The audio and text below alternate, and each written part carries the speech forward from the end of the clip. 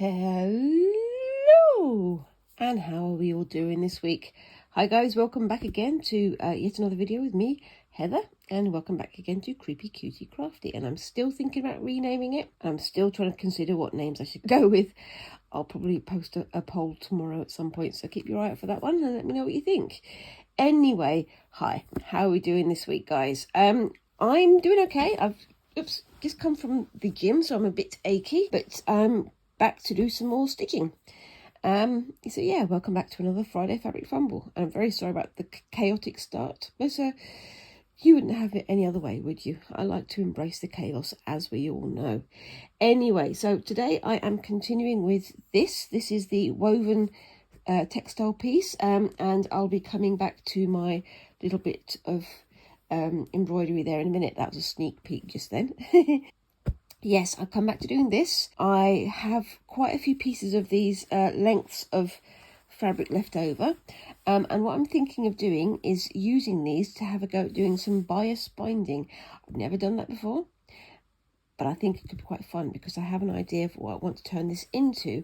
So I'm going to put these strips, these spare strips, on the side for the moment, and I'm going to return to this so you can see. This is it all folded up. I've done quite a lot of this, and I want to turn this into some kind of a pouch. However, I haven't yet stitched down the edges here. So what I'm going to do is I'm going to start with my needle and thread that I left there last week, and I'm just going to do basically a running stitch all around the edge, and then come back a bit later with some more fancy stitches. Once I've done that, I can trim off these little end fringy bits here. This is, as I said last week, this is backed onto a pair of my old pyjamas that I've donated to myself. It's going to be turned into a pouch of some description, but I don't know what I'm going to store in my little pouch.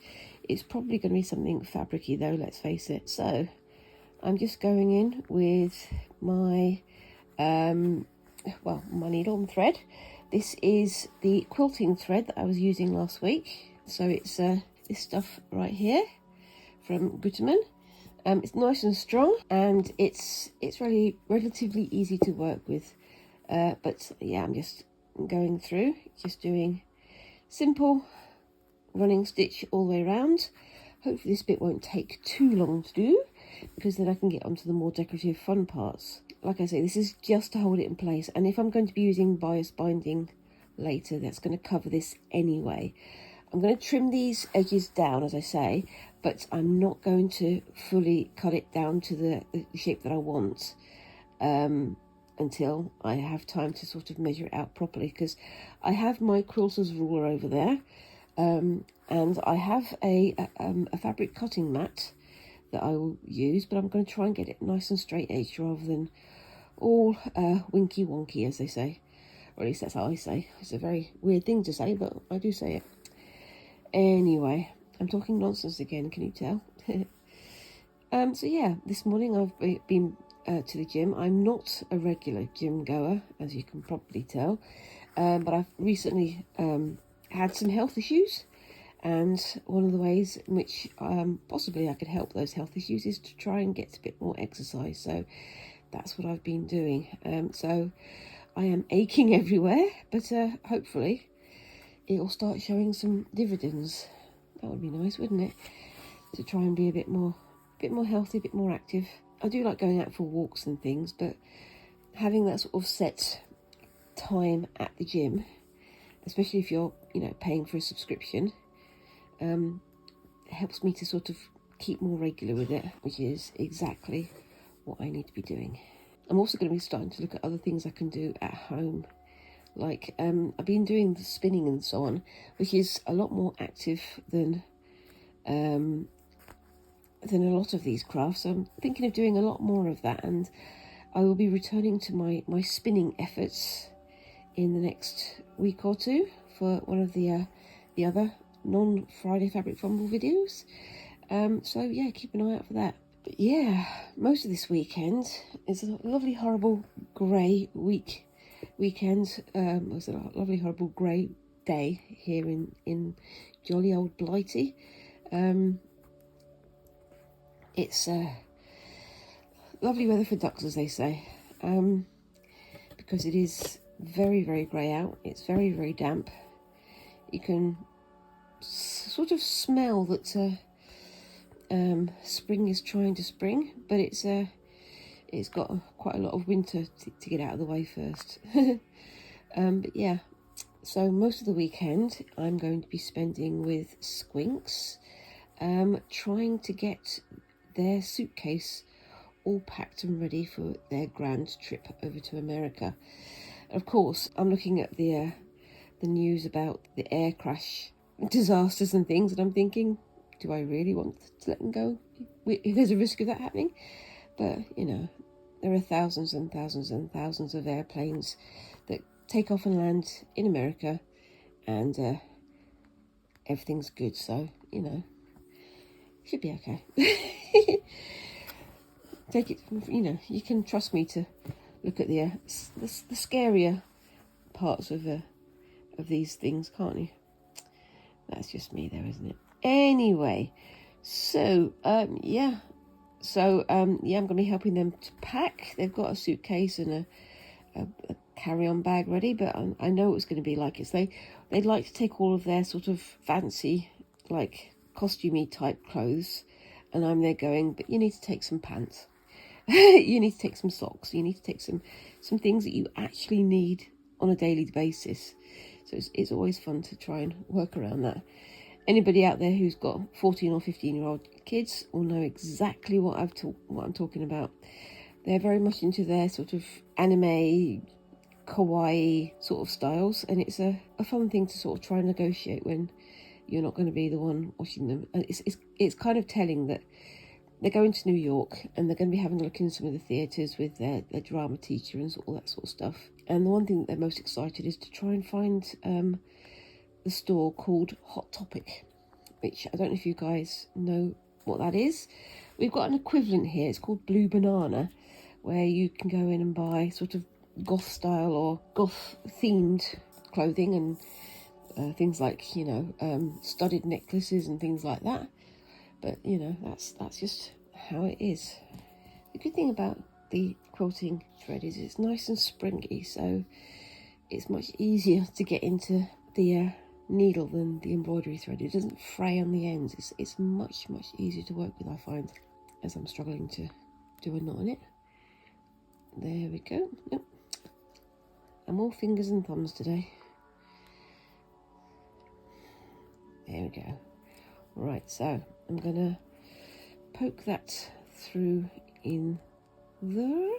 So it's going underneath there, like that. And then I'm going to start from there. I'll do a safety stitch here. I haven't sewn myself up underneath, have I? I have. Look at that. Aren't I clever? Let's just sort this out.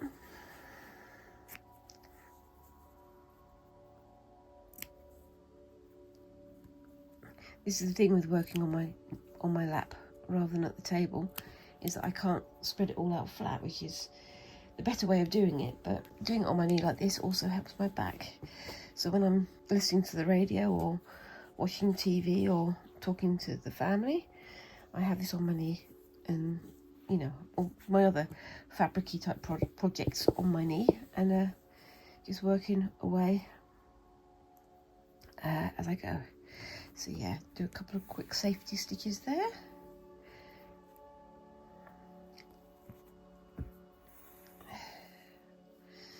And on we go. But yeah, I mean, they're looking forward to going and finding Hot Topic and spending all of their money that they've saved up on goth outfits and things. But I kind of remind them that there's an awful lot more to New York.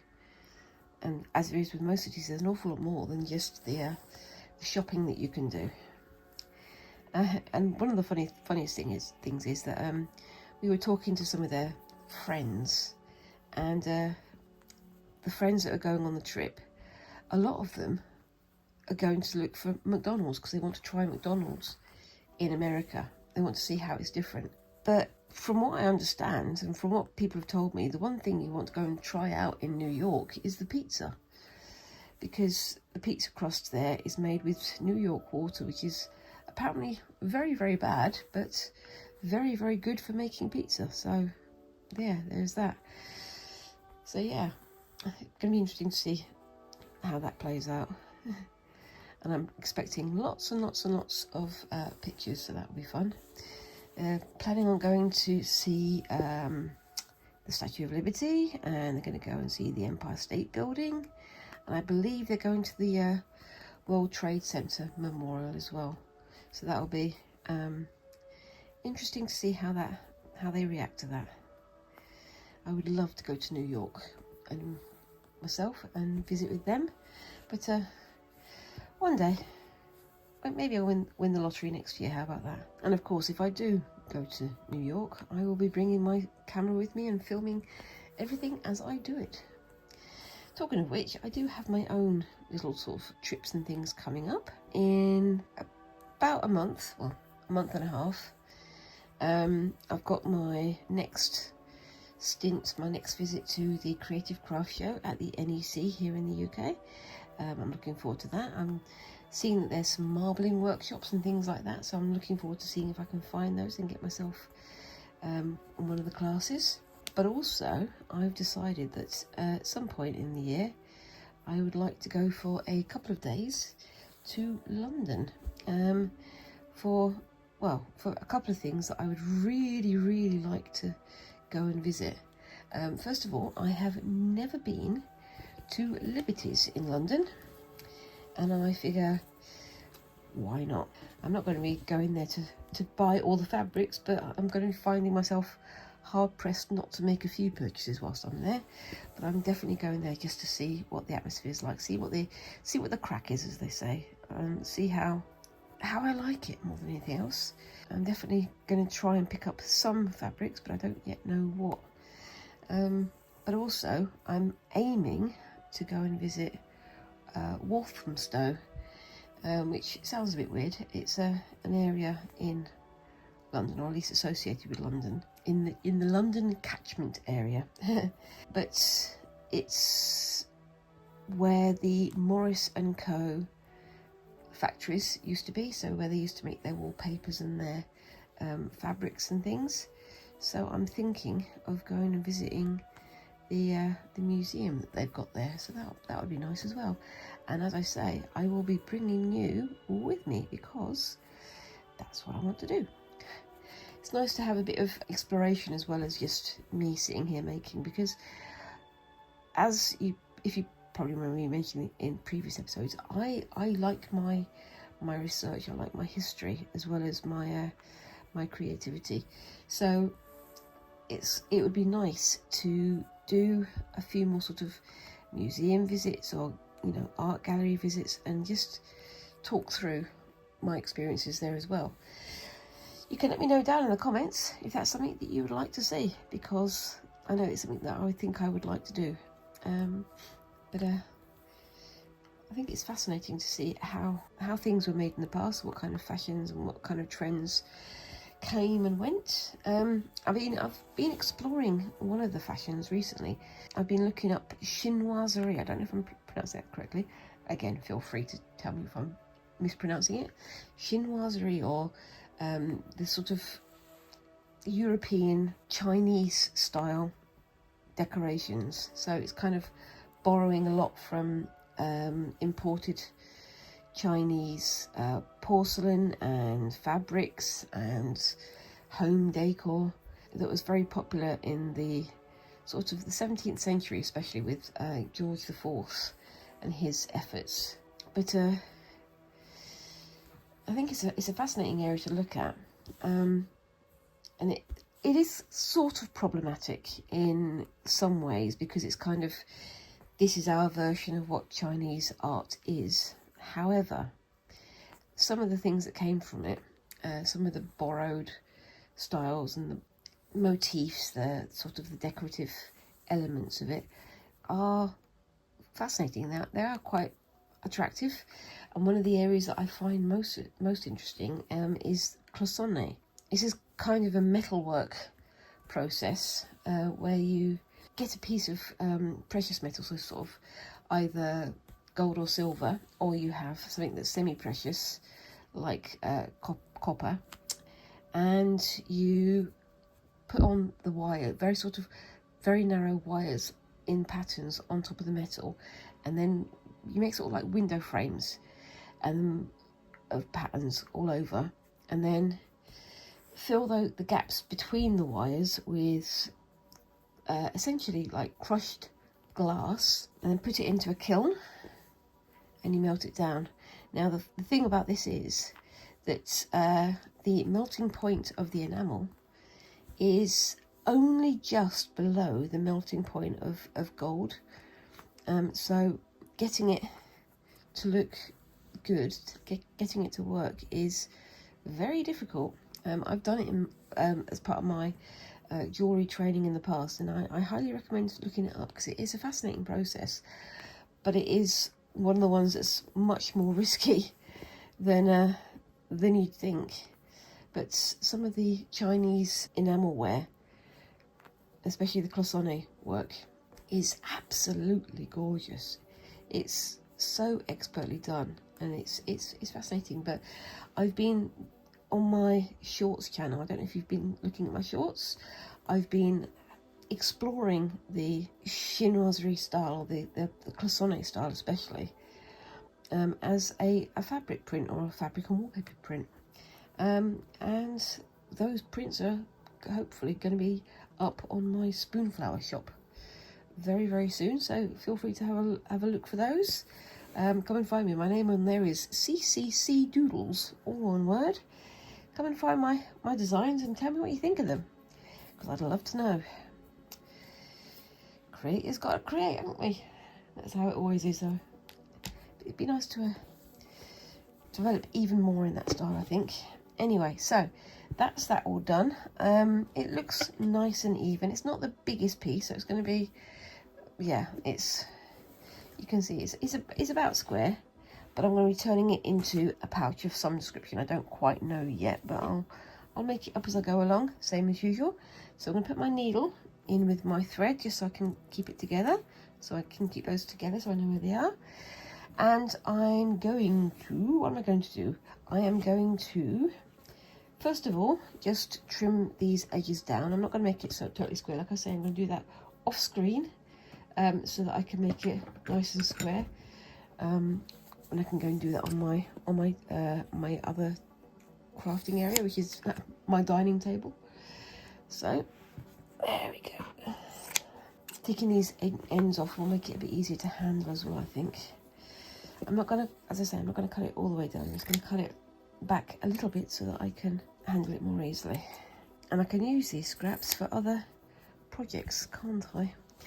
There's always other projects. Again, you crafters out there, you know exactly what I'm talking about. No matter what you're doing, there's always another project that you're thinking about or another project that you're planning. That's part of the fun though, isn't it? We're always chasing the next project, and we're never quite done with anything. I'm really enjoying doing the spinning and the weaving that I've done in my other videos, but I'm going to be returning to those soon, and I'll be having a look at those in terms of this and in terms of other projects to make soon. I do like how we've got sort of areas where the same pattern is going over the same area. I think that kind of works in a weird way. So you've got another one there, another one there, and I think that looks quite nice in my humblest of opinions. So I'm just going to go around and get these pins off. Bear with me. 1, 2, 3. It's all go in the Creepy Cutie Crafty household. And yeah, I mean, I'm definitely going to have to start rethinking the name, because as I say, I've got the name when it was me and Squinks doing the work together, but Squinks decided that they didn't want to do a crafty channel after all. But I wanted to continue with it, but I wasn't sure quite what to name it. So I left it as it was, but I'm definitely rethinking the name. I'm thinking of renaming it Heather Makes Stuff, or something of that nature, something that's not too complicated, something that's easier to remember, because I know that Creepy Cutie Crafty isn't the easiest of things to remember. I will be putting like a poll somewhere on YouTube in the next few days. I might also put it on my Facebook page, which is Creepy Cutie Crafty at the moment, just to see what people think. But we'll see how that goes. It's probably going to be something simple, but we'll see. And I welcome any suggestions, so feel free to leave me a comment down there. And of course, whilst you're there, please remember to like and subscribe. Right, so I've got this area here, and I'm going to be, before I stitch it together, I'm going to just do a few little bits of decorative stitching sort of mixed in here. I think I'm going to return to doing the stitch that I did before, the lattice stitch. I can't remember the name of it, but I'm going to start doing that in, what colour should I do it? I'm going to do that in a dark green, I think.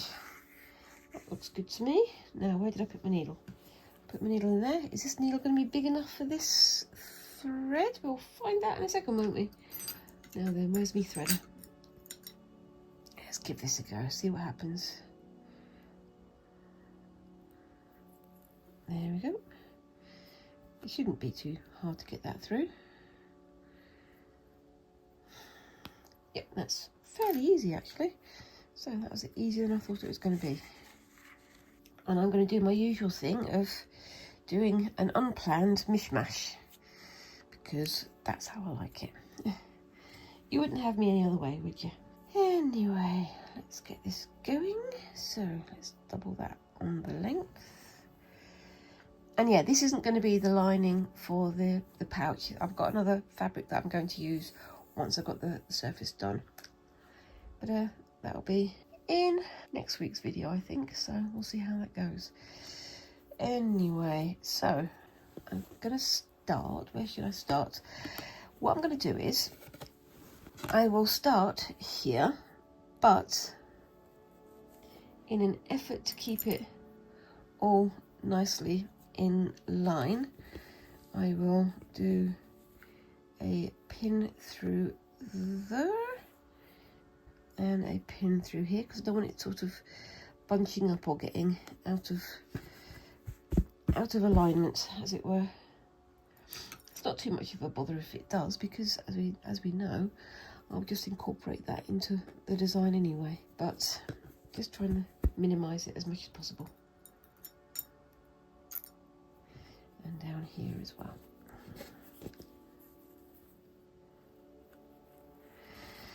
There we go. Right then, so I'm going to start here.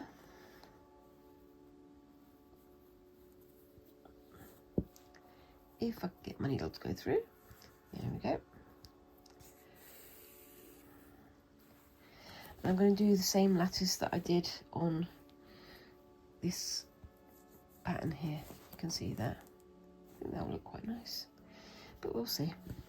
So I'm just going to do a straight line going along here. I think this one's trying to get out of alignment as well, so I'm just going to pin that down.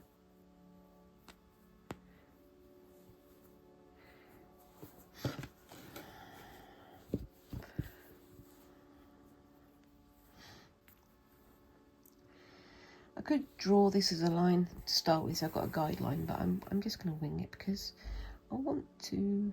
It wouldn't be me if I wasn't making things up as I go along, would I?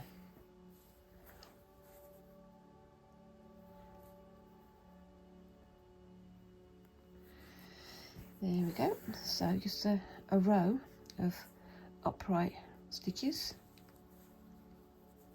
Just going along here. I think this dark green works very well against the brownish neutral tones of the background.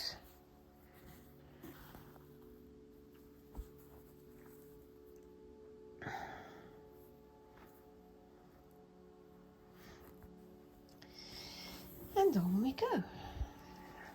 Is that on screen? It is on screen. Yay!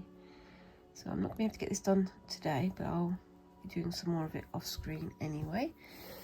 So yeah, so what else have I got going on? So yeah, as I say, I've got my birthday coming up, and I'm going to be trying to use some of my my birthday allowance for a trip to London, but also I'm going to try and make a purchase of a table loom. So, oops, just punching the camera as is traditional. Getting a table loom so that I can do some loom weaving. So, you know, a bigger rigid heddle loom, I believe they call it. So that I can do some more, not industrial, but more consistent weaving. I've been doing quite a bit of weaving and spinning and things in the last few weeks. I'd really like to take it a bit further. So I'm thinking it's a loom of some description, just a small one, not a massive, like take up half the room type loom, just a small one so that I can well, make stuff. I've got some merino wool and some blue-faced Leicester wool that I've already spun using a little drop spindle that I would really like to do some more of, and I'd like to be able to turn that into something that's not necessarily wearable, but something that's finished, something that's actually constructed from that yarn, which I've made myself. And I've also got some other wool fibres and other, I don't know how you put it out, just basically other fibres that I can turn into a yarn of some description. Some of it's quite silky, some of it's quite rough, just interesting colours, and I think I'm going to enjoy having a go at doing some more of those. I'm also going to have a go at doing some blending. I don't have a huge amount of equipment, obviously, but what I have I can use for what I'm going to do. So that should be fun. So yeah, stay tuned for that. Make sure you subscribe so you can see when that goes live on YouTube. But yeah, I mean, very much enjoying that. I didn't expect spinning to be as much fun as it was. It's hard work. It's much harder work than an awful lot of fibre crafts and fabric crafts. But what you get at the end is it's a really cool feeling of I've made this from nothing. So it's a fun one to have a go at, I think. If you ever get the urge to try spinning your own yarn, I highly recommend. Highly recommend. These stitches are a bit wibbly wobbly, but that's fine. I'll live with it. And I'm sure that you guys can as well. I keep saying that, don't I? Anyway, so yeah, I'm looking forward to possibly going to London. I'm also looking forward to going to see the Morris & Co. factory and museum, because I do love Morris fabrics and Morris designs. The history of Morris himself and his family is just fascinating. It is. There are some very, very weird elements in it, especially when you come to things like their relationship with the Pre-Raphaelite Brotherhood and Dante Gabriele Rossetti, who, if you know anything about the Pre-Raphaelites, you'd know that he was a very odd character. One of those people who was very fixated on this idea of chivalry and men being honest, men being upright and all this sort of stuff. And yet he didn't live that way himself. He lived a very, almost like a, how can I put it? He lived a very visceral life. He lived a very focused on his own pleasure kind of life. So he was having all sorts of affairs, and he was taking quite a lot of drugs as well. And there's the story about him. Well, he married Lizzie Sedal, who was one of the Pre-Raphaelites' favourite models, who sat for their paintings and things. And he got her pregnant, but then he also managed to get her addicted to laudanum, which she gave to her after an incident with one of the other Pre-Raphaelites, who did a painting of her in the bath, and she got so cold that she got herself quite ill and caught pneumonia. And rather than treating her, you know, with modern-ish medicines, they treated her with painkillers, and laudanum was the popular one at the time. But unfortunately, it left her very, very ill,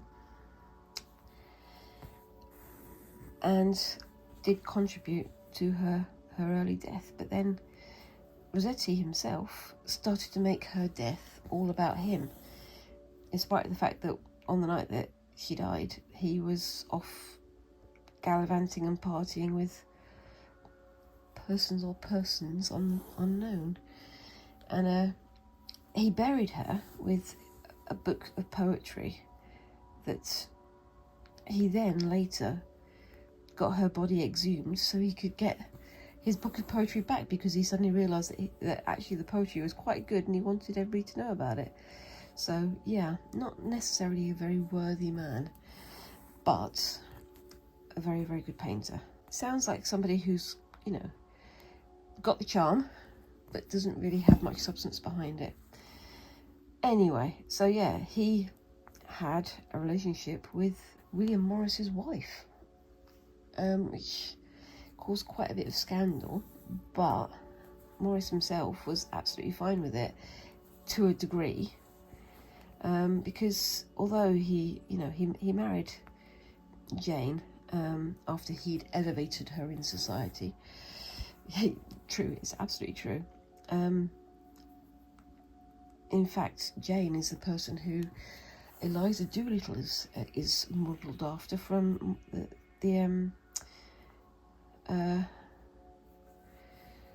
from the story The Modern Pygmalion, which is what we have My Fair Lady based on. So yeah, very interesting. But yeah, she was quite skilled with her embroidery and things, especially as William Morris decided to do things the hard way and learn how to do embroidery and dyeing and all these things from scratch, rather than learning from people who'd been doing it all their lives. But from that, he then had other female members of his family, his daughters particularly, who took over certain areas of the factory, certain areas of the manufacturing, designing, weaving and embroidery patterns for sale to their customers. So yeah, but Rossetti was very much a part of their lives. In fact, at one point he lived with the family, which I'm guessing caused quite a bit of a kerfuffle, but there you go. So William Morris and his wife Jane, very odd family, very odd relationships, but I guess if it works for them, it works for them. Anyway, so I'm not getting very far with this because it's a slow pattern, but I'll be finishing this off screen for next week. But you can see how that's sort of filling in that area. It's a bit wonky, but I don't mind that.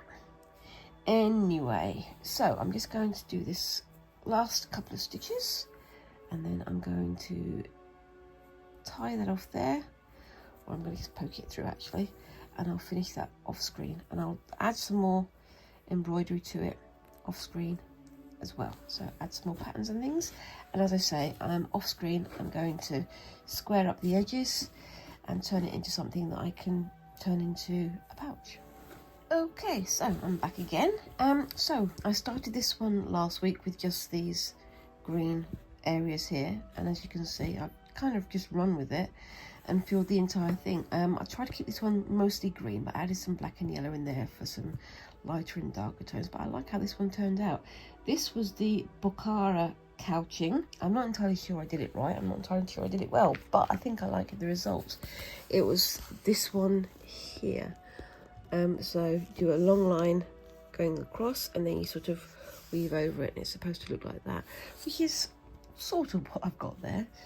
Like I say, I'm still learning, and in the spirit of learning, I've gone on to my next, my next stitch from Mary Thomas's Dictionary of Embroidery Stitches, and I'm going to have a go at this one, which is this one. It's called a half road stitch, or a road stitch, and I'm just going to try and sort of put it together like this So yeah, the full road stitch is when you turn it into a complete square, whereas the half roads is kind of like this X pattern here, and then you sort of stagger it like that. I'm gonna have a go at either this one or this one, I don't know. I'm basically just gonna have a go at it, see how it looks, and then if it looks, whichever one of these ones it looks most like, that's the one that I was doing. Yeah, is that cheating? I think it might be, don't mind that. Okay, so yeah, I'm liking how this is looking so far. I really like the chain stitch over here. I really like this one over here, which name I can't remember, and I do like how this one turned out. It's, again, it's a bit more of a mishmash, but I like that. So I've got myself set up on the other side for another heart to fill. And I didn't even think it is the month for doing hearts and things, isn't it? Because we're in February now, but there we go. That was completely by chance. Not done by any planning, but just completely by chance. And I'm going to start with some red. So what I'm planning on doing is doing like the squares going up this way, and then having the other ones staggered so they can sit in the little gaps as well. But we shall see how that turns out. Yes, we shall. So I'm going to just knot up the end here and do my usual thing, going in from the inside, sort of give myself the space here. I'm not going to make these huge, I'm just going to make them little tiny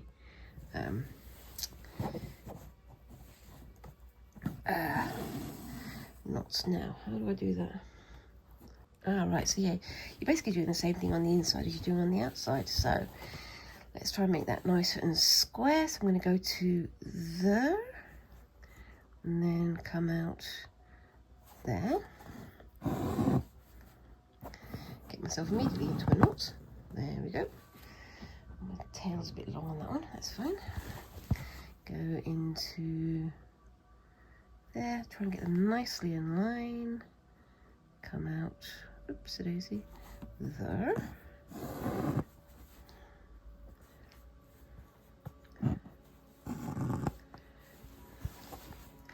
Come out there, and go back out there.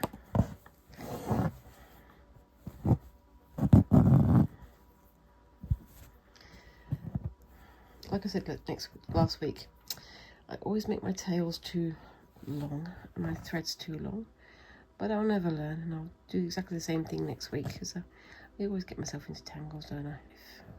I'm sure we can all live with it. I'm certain I can. There we go. And then one there, and then one there-ish.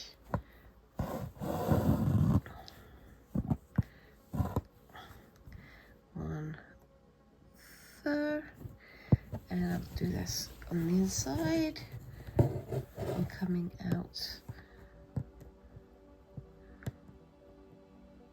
Oops, daisy. Trying to get that in the point there. Oops.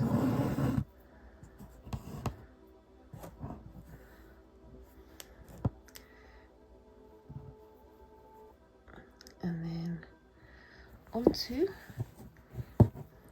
the next one.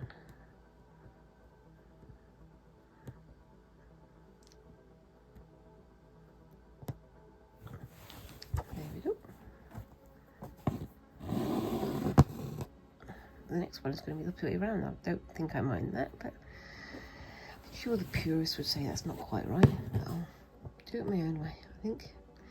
You see, I've started on the first one. I started with this as the lowest point, the lowest line, working up to the one on top. I'm doing the same the other way, but going in the opposite direction. It'll look odd. They're not all going in the same direction. I don't mind that. Again, this is me practicing and finding out the way that works best for me. And then there to, oops, daisy.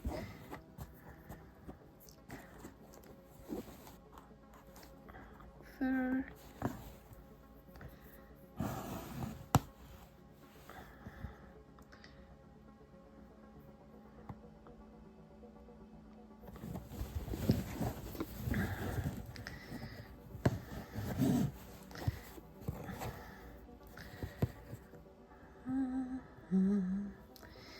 I'm concentrating again, and you can tell because I started to I stopped talking, didn't I?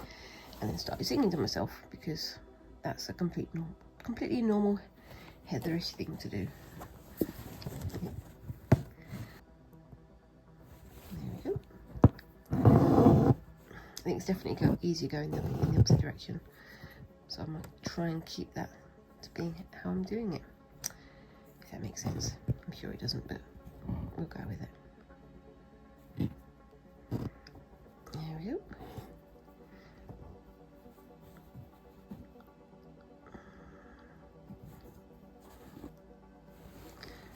There we are. That's starting to look quite good, I think. And as I do the next line coming in here, I can interweave them, interlink them, as you can see there. So you start with one, then go to the next one, and I can, yeah, park my thread and come back with it for the next line. But yeah, I think it's going to be quite interesting. It's nice to use the red as well. I'm not entirely sure what the other colour is going to be for the next line. We'll find out, won't we?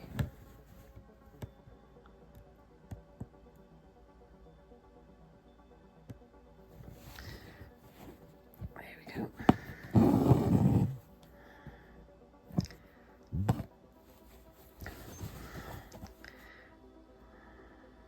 I think these are getting bigger as I'm going. Again, I can live with it if you guys can. I'm pretty sure I can live with it.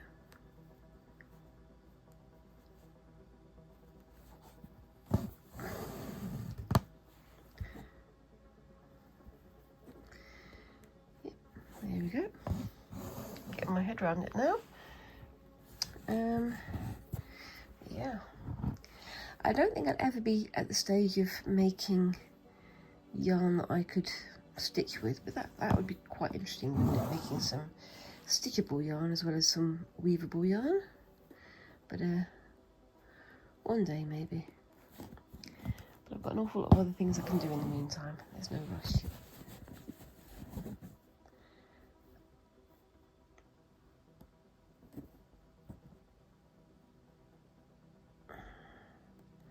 I'm going to try going for the top first. See how that goes. Might be a bit easier actually. Yeah, I think it is actually a bit easier doing it that way around. There we go. I am learning, as I keep saying.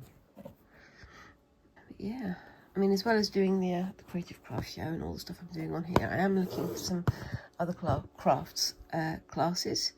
As I said last week, I found a pottery class that I'm very interested in trying nearby. But also, I am looking forward to trying to find a class on weaving, on spinning, so I can get a bit more expert at those, because that would be a lot of fun, I think. And it's something for me to work on as well. It's always the way with classes. It's never, this is the be-all and end-all. It's always what you can take away with you, isn't it? But yeah. There we go. What do we think of that so far? It's definitely gone up in size, but I think I like it. I think basically my hands were rebelling against me, saying, no, it mustn't be that small. Make it nice and big and bold. There we go. My hands want to rebel against me when they want to make something that's slightly different to how I plan it. Do you ever get that, guys? You're making something or you're drawing something and suddenly your hands go, no. Here's an extra line for no reason. Here's an extra whatever for no reason. And somehow it just works. So serendipity or just pure chance? I don't know. It's what Bob Ross would call a happy little accident. Yeah. Right, I think this is going to be the last one of this row. And then I'm going to move on to the next one. So what colour should I do the next row? Don't know. Blue? I think maybe a bright blue would be good. Yeah, I think I'm going to go with a bright blue if I can find one. Oh, yep, found it already. That's not too hard to do. And yeah, I'll be doing some red on the other side down here as well. But I'll do that later, probably off screen again. I do like to try and get ahead of myself on when I'm not filming. But I am aware that it's also helpful for you guys to be able to see what I'm doing. But yeah. Right, I'm going to park that there and see what I can do with the blue. Okay, so just setting up my blue here.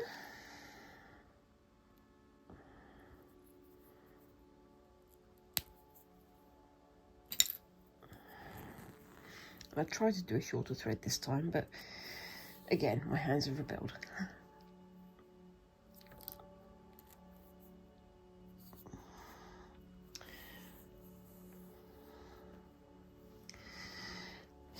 It's a weird old life. I mean, as I say, I work in a museum, and whilst I'm there, I'm researching all kinds of weird stuff.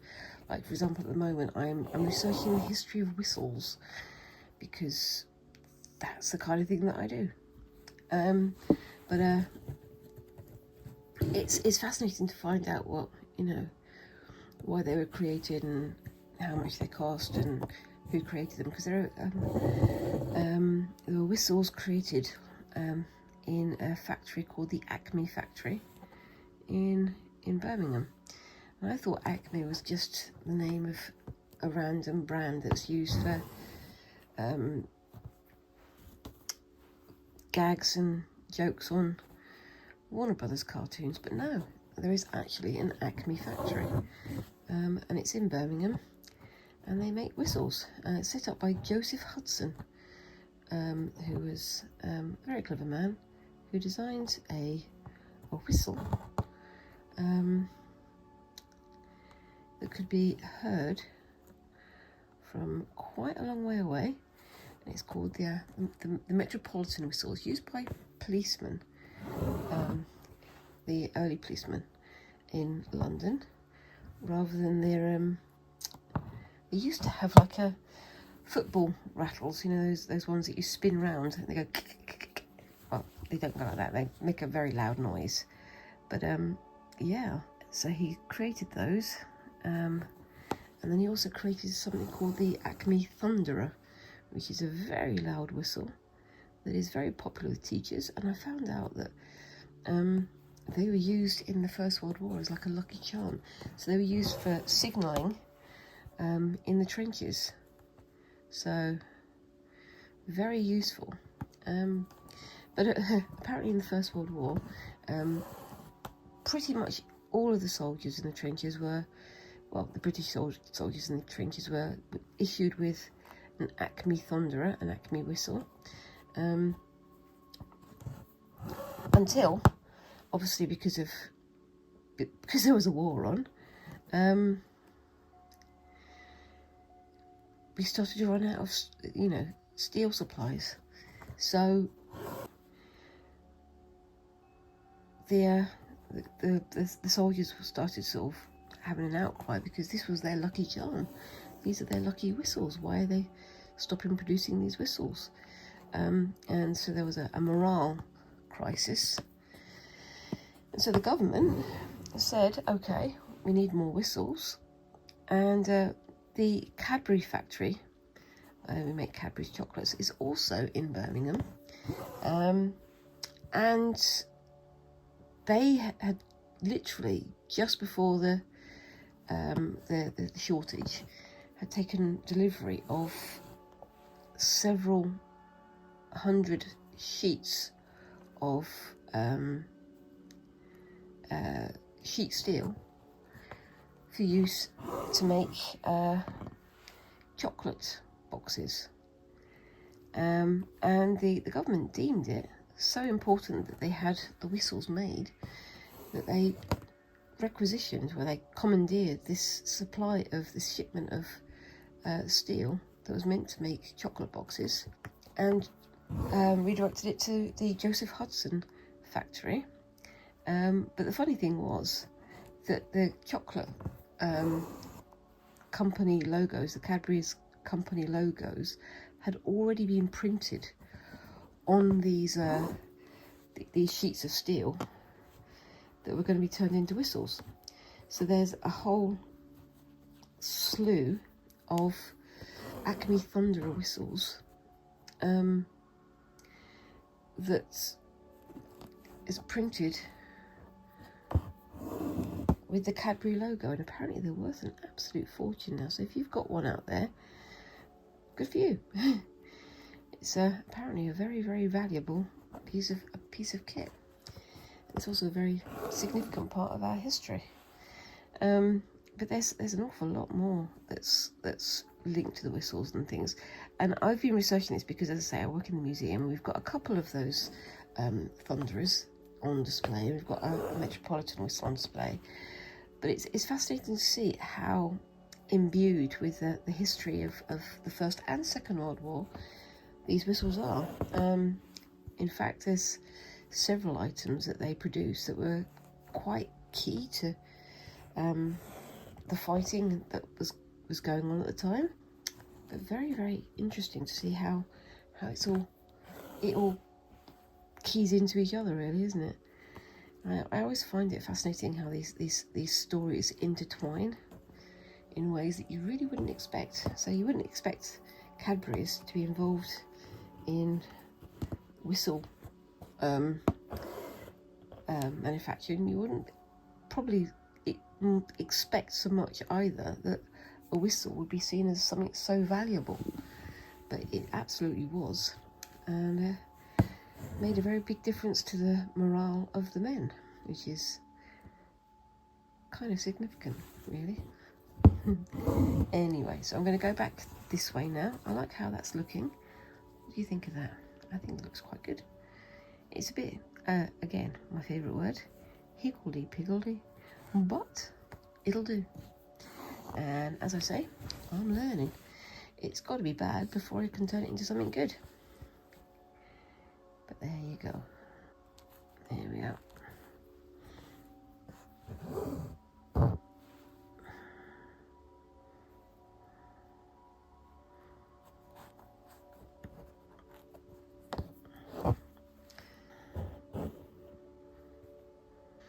But yeah.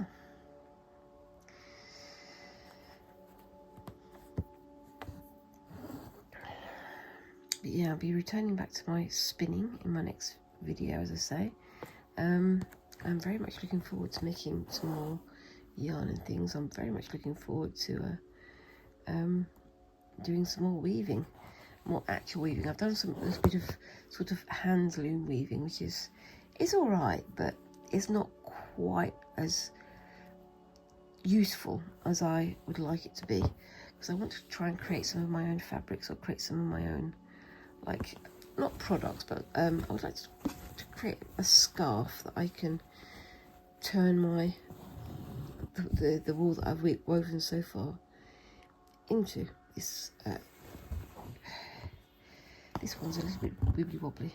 That's fine though, I can live with it. But I'd like to have more opportunity to do more stuff like that, and I am enjoying learning all these new skills, and I'll be having a go at some more pottery again as well soon. As I said before in one of my previous videos, I used to do pottery when I was much younger. I used to do ceramics, and I very nearly went to university to study ceramic crafts, but I never got to for various reasons. But it's definitely something that I've missed, and I've been watching the pottery show, the Great Pottery Throwdown, not the showdown, Throwdown, that's regularly plays here in the UK. It's played every year just after Christmas. We've got quite a few sort of crafty shows here in the UK. You've all probably heard of the Great British Bake Off, but did you know that there's a Great British Sewing Bee, which I always find interesting to watch? And as I say, we've also got the Great British Throwdown, and we've got Britain's Best Woodworker, which I started watching, but I just lost interest in after a while. I know there's the glass blowing competition that's in America, and I'm interested to see if that comes this way as well, because I'd like to see some British glass makers celebrated, because the craft is, again, very fascinating. And often with all these sort of crafty shows, you get a resurgence of interest, which is always useful, because then you get more crafty folks suddenly discovering that actually there's the joy in the handmade. Talking of the sewing bee, not that I'm ever going to be that good, but I'm also thinking of what I can turn my fabrics into, because there's as I say, I'm going to be having a look at doing some more weaving and things, and I think I would like to do some more garment making as well, because I really did enjoy making the mishmash bag, the ginormous bag that I made, and I've kind of got the bug, as they say. I would like to do something like that again. I'm thinking of making sort of a Japanese style jacket, possibly for squinks, but I'm also thinking of making myself a dressing gown. It's what in America they call a robe, like something you wear over your pyjamas when you're having a lazy day at home, or just before bed, or whatever. On chilly nights, it would be nice to have my very own robe, but I think that would be a fun thing to have a go at. But I'm definitely going to be bringing in some more embroidery into that little sort of sphere. Anyway, I'm going to call it a day there. I think that was pretty good. I'll be continuing that one down here, and then I'll try and do the rest of that next week. But I hope you like how that's turning out so far. That and my my woven fabric. I'm looking forward to having a go at some more of these bits and pieces next week, and I'm going to be signing off there. So, if you've liked what you've seen, please make sure to like and subscribe down there. And whilst you're there, why not leave me a comment? What kind of thing do you think you'd like to see me have a go at on these videos? And what trips and what crafty fun are you going to be planning for the rest of the year? It's always nice to hear what other people are getting up to, because apart from anything else, it inspires you to go and do your own thing as well, doesn't it? Anyway, I hope you all have another fantastic week, and I look forward to seeing you in the next video. Thank you very much for watching, and bye-bye.